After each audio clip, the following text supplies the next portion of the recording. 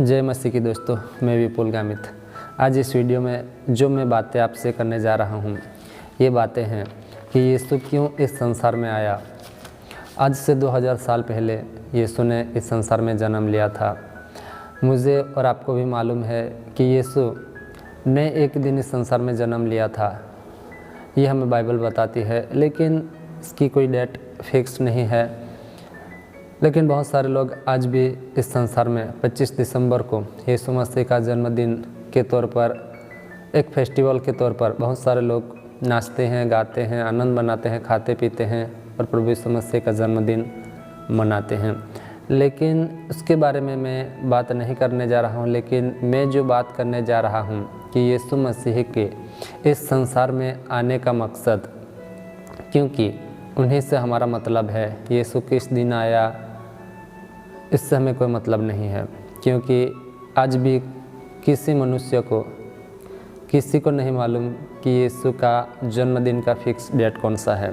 इससे हमारा कोई लेना देना नहीं है। लेकिन हमारा लेना देना यही है कि यीशु इस संसार में क्यों आया। तो आज बहुत सारे लोग, यानी कि 70-80% लोग यीशु मसीह का इस संसार में आने का मेन मकसद अभी तक नहीं जान पाए हैं। और जो जान भी पाए हैं, उसने भी, जैसे यीशु ने आने के बाद हमें जो आज्ञा दी है, हमें जो करने को कहा है, वो काम आज भी लोग नहीं कर रहे हैं। लेकिन आज मैं ऐसी 4 बातें आपको बताने जा रहा हूँ कि यीशु मसीह इस पृथ्वी पर क्यों आया था। और ये 4 बातें आज बहुत सारे लोग नहीं जानते हैं, और जो जानते हैं वो भी ये बातें आज नहीं कर रहे हैं। नहीं करने के कारण आज बहुत सारे लोग यीशु को सच्चाई से, या यीशु के जन्मदिन को सच्ची तौर तरीके से नहीं जान पा रहे हैं। लेकिन आज मैं बाइबल के एक वचन को पढ़ूंगा और यही बातें मैं आज आपके साथ शेयर करने जा रहा हूं। इस वीडियो को पूरा देखिए और यीशु ने जो मेन मकसद है उसके आने का, वही बातें इस वचन के जरिए इस वीडियो में मैं आपको बताना चाहता हूं। तो सबसे पहले हम वचन को पढ़ेंगे, लूका अध्याय 4 और वचन 16, 17 और 18। फिर वह नाजरत में आया, जहाँ पाला पोसा गया था, और अपनी रीति के अनुसार सप्त के दिन आराधनालय में जाकर पढ़ने के लिए खड़ा हुआ। यशायाह भविष्यद्वक्ता की पुस्तक उसे दी गई, और उसने पुस्तक खोलकर वह जगह निकाली जहाँ यह लिखा था, प्रभु का आत्मा मुझ पर है, इसलिए कि उसने कंगालों को सुसमाचार सुनाने के लिए मेरा अभिषेक किया है, और मुझे इसलिए भेजा है कि बंदियों को छुटकारे का और अंधों को दृष्टि पाने का सुसमाचार प्रचार करूं, और कुचले हुओं को छुड़ाऊं। तो यहाँ पर इस वचन में हमने जैसे वचन को पढ़ा, यहाँ पर 4 बातें हैं जिसे हम आज फोकस करेंगे। सबसे पहली, कंगालों को सुसमाचार सुनाने के लिए यीशु को इसलिए भेजा गया कि सबसे पहली बात, कंगालों को सुसमाचार सुनाने के लिए। और दूसरी बात, बंधुओं को छुटकारा मिले, और बंधुओं को छुटकारे का सुसमाचार देने के लिए यीशु को भेजा गया। और चौथी बात, अंधों को दृष्टि पाने का सुसमाचार देने के लिए यीशु को भेजा गया। और चौथी बात, कुचले हुए को छुड़ाने के लिए यीशु को इस संसार में भेजा गया था। तो परमेश्वर बाप ने यीशु अपने बेटे को इसलिए ही भेजा था। इम्पोर्टेंट ये 4 बातें हैं यीशु के साथ जुड़ी हुई। और इसीलिए यूहन्ना अध्याय 3 वचन 16 में लिखा है कि परमेश्वर ने जगत से ऐसा प्रेम किया कि उसने एकलौता पुत्र दे दिया। तो वही पुत्र यीशु मसीह संसार में आज से करीबन 2000 साल पहले इस पृथ्वी पर आया था। लेकिन आज भी बहुत सारे लोग यीशु के आने के पीछे जो कारण है वो आज बहुत सारे लोग नहीं जानते हैं। लेकिन इन 4 बातों के ज़रिए मैं आपसे आज आत्मिक तौर पर बात करना चाहता हूँ कि हमने जैसे 4 बातों को देखा, तो सबसे पहले इसे हम अपनी नज़रिए से देखते हैं तो ये 4 बातें एक दैहिक तौर पर हमें मालूम होती है, क्योंकि कंगाल, बंधुए, अंधों और कुचले हुए लोग, ये सब ऐसे दैहिक तौर पर भी हम देख सकते हैं। लेकिन मैं आज आपके साथ आत्मिक तौर पर बात करना चाहता हूँ कि ये 4 बातें हमें क्या सिखाती हैं। तो सबसे पहले हम देखते हैं, कंगालों को सुसमाचार सुनाने के लिए यीशु आया था। तो कंगाल कौन है? तो सबसे पहले हम देखते हैं कि दैहिक तौर पर जब हम देखेंगे कि कंगाल वो व्यक्ति है, वो इंसान है जिसके पास आज बहुत कुछ नहीं है, इससे हम कंगाल कह सकते हैं। लेकिन जब हम आत्मिक तौर पर देखें तो कंगाल वो है, जैसे प्रकाशित वाक्य में वचन लिखा है कि तू सोचता है कि मैं बहुत धनी हूँ लेकिन तू कंगाल है, ऐसे करके वहाँ पर एक वचन लिखा गया है। तो कंगाल वो व्यक्ति है जिसके पास आज वचन नहीं है, जो यीशु को नहीं जानता, जो यीशु के वचन को नहीं जानता, इसे परमेश्वर कंगाल कहता है। इसलिए यीशु कहता है कि कंगालों को सुसमाचार सुनाने के लिए मुझे भेजा गया है। तो यीशु ऐसे लोगों को जो परमेश्वर को नहीं जानते, परमेश्वर को वचन को नहीं जानते, उन लोगों का सुसमाचार देने के लिए यीशु आया था। और यीशु सुसमाचार सुनाने के बाद बहुत सारे लोगों ने विश्वास किया।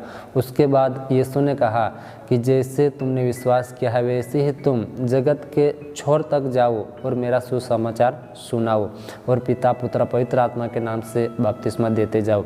लेकिन ये सुसमाचार हमने सुन लिया और हमारा उद्धार भी हुआ, लेकिन हम आज सुसमाचार नहीं सुना रहे हैं। तो इन 4 बातों में से सबसे पहली बात है कंगालों को सुसमाचार सुनाने की। तो कंगाल वो लोग हैं जिसे आज यीशु का वचन नहीं मालूम। तो यीशु के आने के पीछे सबसे पहला और मेन मकसद में से पहली जो बात है वो है कंगालों को सुसमाचार सुनाने की। क्या आज हम सुसमाचार सुना रहे हैं, ये हमारे लिए एक सवाल है। और दूसरी बात हम देखेंगे बंधुओं को छुटकारे का सुसमाचार। तो बंधुआ कौन है, आज हम देखेंगे दैहिक तौर पर।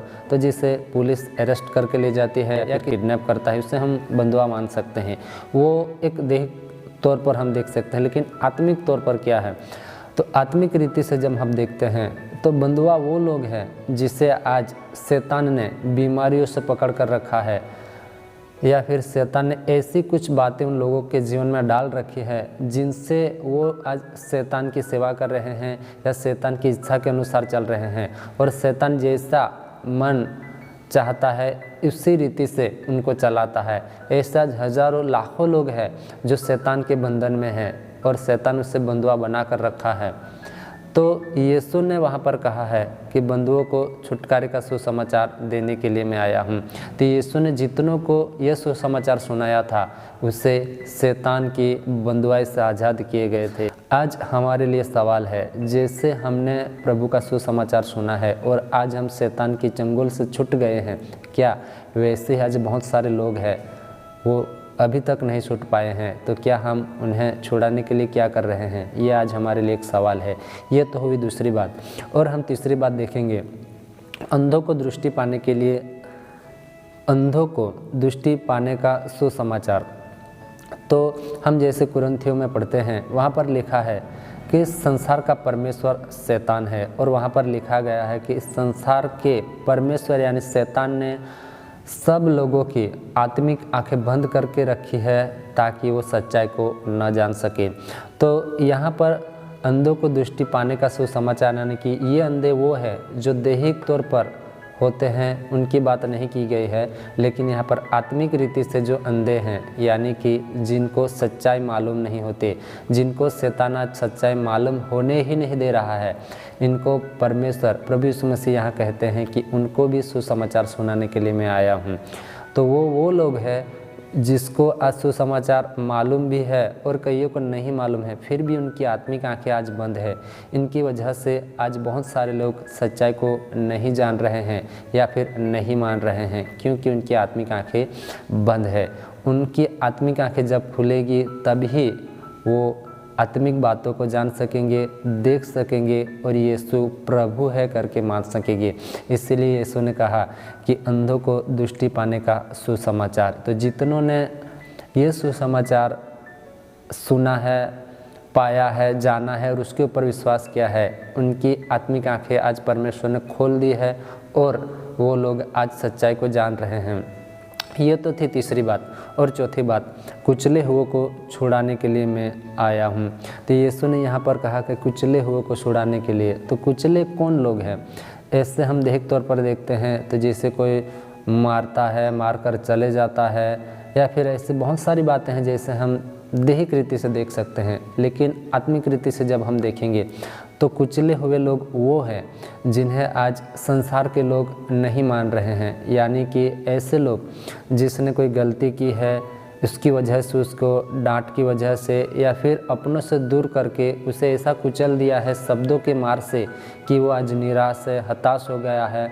और बहुत सारे ऐसे लोग भी हैं जिनको ऐसी बातों के द्वारा कुचला गया ताकि वो अपने जीवन से हारकर, हिम्मत हारकर अपने ही जीवन को उन्हें त्याग दिया या फिर अपने ही जीवन को खुद ले लिया और शैतान के हाथ में दे दिया ताकि उसने आत्महत्या या खुदकुशी करके वो मर गए हैं, जो कुचले हुए लोग थे। लेकिन परमेश्वर कहता है कि कुचले हुए को छुड़ाने के लिए मैं आया हूँ। तो संसार में ऐसे बहुत सारे लोग हैं आज भी जिन्हों घरों में कुचला जा रहा है। जैसे कोई बहू हो गई तो बहू विधि प्रथा के तौर पर उसके पास दहेज लेने के लिए दहेज नहीं दिया है, तो कई बातों को लेकर उसे घर में कुचल रहे हैं। या फिर समाज में जैसे हम धर्मों को लेकर एक दूसरे को कुचल रहे हैं, या फिर ऊंच नीच को, जैसे पुरानी जो विधियां हैं, पुरानी जो मान्यता हैं, उन बातों को देखकर आज भी हमारे देश में भी बहुत सारे ऐसे लोग हैं जो किसी को नीच और किसी की उच्च नज़रिए से देख रहे हैं। इसी तरह आज लोग एक दूसरे को कुचल रहे हैं। तो परमेश्वर ये जो भेदभाव है उन्हें भी अलग करना चाहता है और परमेश्वर सबको एक नज़र से देखना चाहता है। इसलिए परमेश्वर कहता है कि कुचले हुओं को छुड़ाने के लिए मैं आया हूँ। परमेश्वर किसी को ऊंच और नीच से नहीं देखता। परमेश्वर हर एक को एक हृदय से और एक स्वभाव से देखना चाहता है। तो परमेश्वर यहाँ पर यीशु को भेजने के पीछे का कारण, मेन मकसद यही था जो हमने आज 4 बातें देखी हैं। सबसे पहली कि कंगालों को सुसमाचार सुनाने के लिए, दूसरी बात बंधुओं को छुटकारे का सुसमाचार सुनाने के लिए, और तीसरी बात अंधों को दृष्टि पाने का सुसमाचार, और चौथी बात कुचले हुओं को छुड़ाने के लिए। तो मेन मकसद यीशु के आने के पीछे और यीशु के आने का मेन कारण यही है, ये 4 बातें।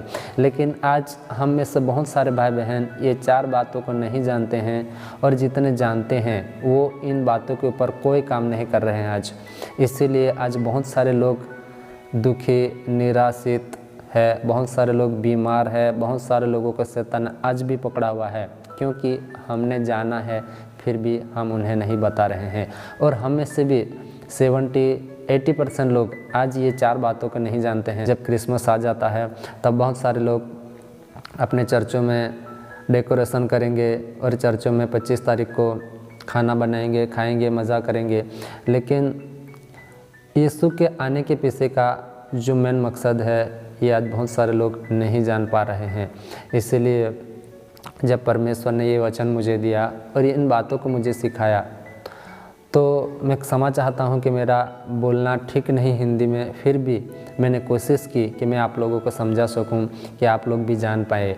और मैं भी आपसे कहना चाहता हूँ कि लूका अध्याय 4 वचन 18 को आप अच्छे से पढ़े और इन 4 बातों के बारे में परमेश्वर से पूछे। परमेश्वर आपको भी एक नया प्रकाशन और इस वचन का भेद आपको बताएगा, क्योंकि आज बहुत सारे लोग सच्चाई को नहीं जान रहे हैं। क्योंकि वचन कहता है तुम सच्चाई को जानो, सत्य तुम्हें स्वतंत्र करेगा। इसलिए आज भी हम बहुत सारे लोग मसीही कहलाते हैं लेकिन मसीह की तरह नहीं चल पा रहे हैं। और यीशु का वचन जो बाइबल है हमारे पास, उनको हम नहीं मानकर यीशु को नहीं जान पा रहे हैं। इसीलिए हम वचन को ज़्यादा से ज़्यादा पढ़ने के बाद उसके लिए प्रार्थना करें, और प्रार्थना करके परमेश्वर हमें क्या सिखाना चाहता है उन भेदों को हम परमेश्वर से मांगे, तो ज़रूर परमेश्वर हमें सिखाएगा। तो इसीलिए हमने बहुत सारा क्रिसमस मना लिया है और उसमें हमने खाया है, पिया है, मज़ा किया है, लेकिन इन सच्चाई को आज तक शायद हमने नहीं जान पाया होगा। इसीलिए मैं आज आपसे यही विनती करता हूँ कि ये 4 बातों को हम समझें और इन 4 बातों को हमारा जीवन में लागू होने के लिए परमेश्वर से प्रार्थना करें। क्योंकि हम यीशु के पीछे चल रहे हैं और आज भी वचन नहीं जान रहे हैं तो हम कंगाल हैं। हम यीशु के पीछे चल रहे हैं और हमारे पास वचन नहीं है तो आज भी शैतान ने हमें बंदी बना कर रखा है और उसके इशारे से हमें आज इस संसार में नचा रहा है।